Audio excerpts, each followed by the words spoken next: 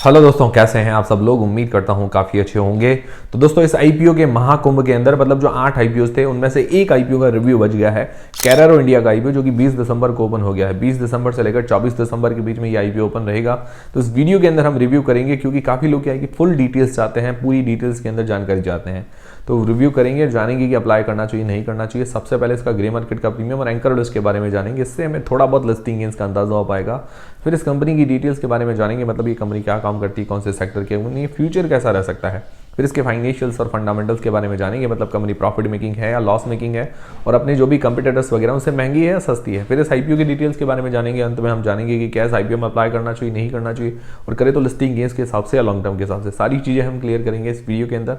तो वीडियो शुरू करने से पहले दोस्तों, टेलीग्राम, इंस्टाग्राम, व्हाट्सएप चैनल और फ्री में डीमेट अकाउंट सबकी लिंक डिस्क्रिप्शन के अंदर है।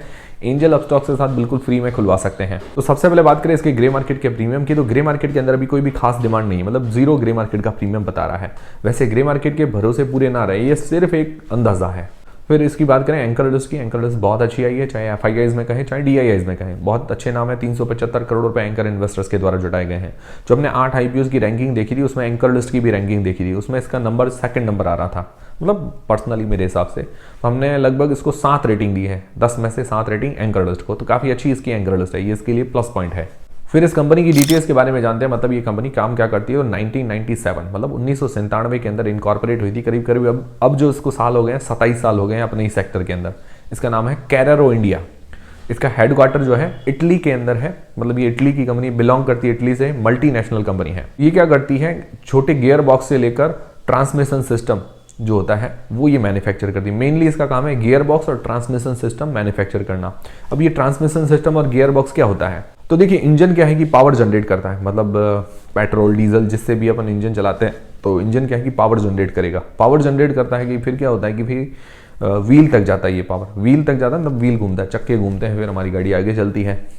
तो व्हील के बीच में और इंजन के बीच में जो होता है गियर बॉक्स और ट्रांसमिशन सिस्टम, तो इसको बोलते हैं गियर बॉक्स और ट्रांसमिशन सिस्टम, वो ये मैन्युफैक्चर करती है। अब ये किसके लिए करती है, कार वगैरह उनके लिए नहीं।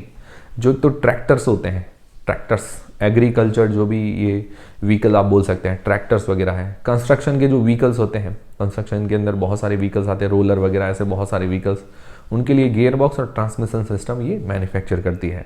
उसके अलावा और भी अदर इंडस्ट्रीज के लिए जहां पे गियर बॉक्स और ट्रांसमिशन सिस्टम की जरूरत पड़ती है, उनको मैन्युफैक्चर वगैरह करके देती है। सिंपल भाषा में आपको समझ में आ गया भी गियर बॉक्स और ट्रांसमिशन सिस्टम क्या होता है। इंजन और व्हील के बीच में जो सिस्टम होता है गियर बॉक्स और ट्रांसमिशन सिस्टम बोलते हैं। तो क्या कि आसानी से समझ में आ जाता है ना, तो सारे डाउट्स क्लियर हो जाते हैं। मतलब एक मेरा इंजीनियर होने का ये फायदा है कि ऐसी चीजें मुझे समझ में आ जाती है भाई, गियर बॉक्स, ट्रांसमिशन सिस्टम। और प्रमोटर्स का मैंने इंटरव्यू वगैरह भी देखा था, तो उसमें मोस्ट ऑफ जितने भी ट्रैक्टर्स वगैरह या ट्रैक्टर्स की कंपनी है मोस्ट ऑफ इंडिया के अंदर, उनके अंदर इसके ट्रांसमिशन सिस्टम और गियर बॉक्स या कुछ ना कुछ पार्ट्स लगे होते हैं।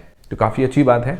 इसकी क्लाइंट बेस वगैरह अच्छा है, महिंद्रा है और जॉन डियर वगैरह जैसे ऐसे इसके क्लाइंट्स हैं। इसकी 2 मैन्युफैक्चरिंग यूनिट्स हैं पुणे के अंदर, और एक्सपोर्ट भी करती है। 35% एक्सपोर्ट से रेवेन्यू जनरेट होता है, 65% इंडियन मार्केट से जनरेट होता है, और इसका हेडक्वार्टर इटली के अंदर है। तो देखिए सेक्टर अच्छा है, डिमांडिंग सेक्टर भी है, बट हाईली कम्पिटिटिव सेक्टर है। बहुत सारी कंपनियां लिस्टेड हैं, बट इसके अंदर अपना इसने खास चीज़ बना रखी है, ट्रैक्टर्स और जो कंस्ट्रक्शन से रिलेटेड जो भी व्हीकल्स हैं उनके लिए गियर बॉक्स ट्रांसमिशन बनाती है। अब इसके फाइनेंशियल्स जानते हैं। तो फाइनेंशियल्स 2022 से 2024 तक दिए गए हैं, और 2 क्वार्टर्स के दिए गए हैं 30 सितंबर 2024 तक। तो अगर एसेट्स देखते हैं तो एसेट्स में कोई खास ग्रोथ नहीं है। 1012 करोड़ से 1093 करोड़ ही हुए हैं, मतलब कोई खास ग्रोथ नहीं है। फिर रेवेन्यू जो है 1520 करोड़ से 1866 करोड़ रुपए हुआ है। रेवेन्यू के अंदर भी ठीक ठाक ग्रोथ है। अभी 2 क्वार्टर के 922 करोड़ का इसने रेवेन्यू जनरेट किया है, तो लगभग आप डबल भी मान के चले FY25 का, तो 1800 करोड़ रुपए के आसपास हो सकता है, ठीक है। प्रॉफिट 22 करोड़ से 62 करोड़ रुपए के आसपास हुआ है। जो प्रॉफिट मार्जिन है 1.5% 1.5% से लगभग 3.5% के आसपास है। मार्जिन ठीक है, मतलब मुझे थोड़े कम नजर आ रहे हैं। फिर इसकी नेट वर्थ बड़ी है। बोराइंग्स इसके हाथ में 195 करोड़ रुपए की बोराइंग्स, डेट टू इक्विटी रेशियो 0.5 से थोड़ा ज्यादा निकल कर आता है, और आईपीओ का पूरा OFS है, तो इसकी डेट वगैरह चुकाने के अंदर पैसा काम में नहीं आने वाला। थोड़ा मुझे लगता है फ्रेश इशू लेके आते अपना डेट पे कर लेते तो बढ़िया रहता। बाकी ठीक है, इतना ज़्यादा भी डेट नहीं है, तो चिंताजनक तो बात नहीं है। फिर इसका प्राइस टू अर्निंग्स रेशियो 64 का निकल कर आता है। इसकी जैसी और भी कंपनियां लिस्टेड है, जैसे एस्कॉट, सोना BLW, रामकृष्ण फॉर्जिंग्स, ऐसी काफ़ी सारी कंपनीज लिस्टेड है। मतलब उनका कुछ ना कुछ काम अलग है, इसका ट्रैक्टर से रिलेटेड है, मतलब कुछ इस टाइप की कंपनीज है। तो उनका P 43 से लेकर 76 के बीच में निकल कर आता है, इसका है 64 का। तो मतलब वैल्यूएशंस ना तो ज़्यादा सस्ती है ना ही ज़्यादा महंगी है, मतलब आप कह सकते हैं थोड़ी और सस्ती करते तो बढ़िया रहता। बाकी फेस वैल्यू है 10 रुपए, उस हिसाब से ठीक है। प्राइस टू बुक 10.83 का निकल कर आता है और अदर कंपनीज का 3.35 से लेकर 15 के बीच में निकल कर आता है। तो वैल्यूएशन प्राइस टू बुक के हिसाब से भी ऐसा ही है कि ना तो ज़्यादा सस्ती है और ना ज़्यादा महंगी है। थोड़ी और सस्ती करते तो बढ़िया रहता। बाकी ROE 17%, ROC 19% के आसपास बढ़िया है। अब इस IPO की डिटेल्स के बारे में जानते हैं। तो 20 से लेकर 24 दिसंबर के बीच में IPO ओपन रहेगा। फेस वैल्यू है 10 रुपए पर शेयर। प्राइस में 668 रुपए से लेकर 704 रुपए के बीच में रखा गया है। 21 शेयर्स का ये लॉट है। इसका टोटल इश्यू साइज है 1250 करोड़ रुपए का पूरा OFS है। रिटेल पोर्शन 35% का रखा गया। लिस्टिंग डेट है 30 दिसंबर को। अब सबसे मेन सवाल ये आता है कि क्या इस IPO में अप्लाई करना चाहिए, नहीं करना चाहिए, करे तो लिस्टिंग गेन्स के हिसाब से या लॉन्ग टर्म के हिसाब से।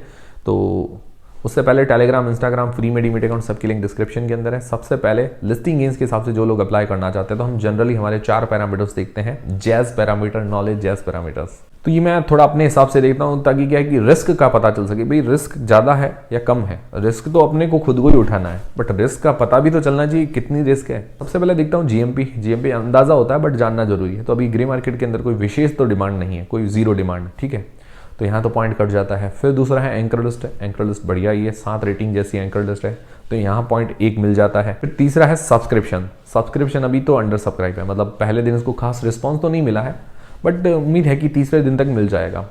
फिर चौथा है वैल्यूएशंस ठीक है, मतलब ना ज़्यादा सस्ती है ना ज़्यादा महंगी है, तो यहाँ पर 1 की जगह मैं आधा पॉइंट दूंगा।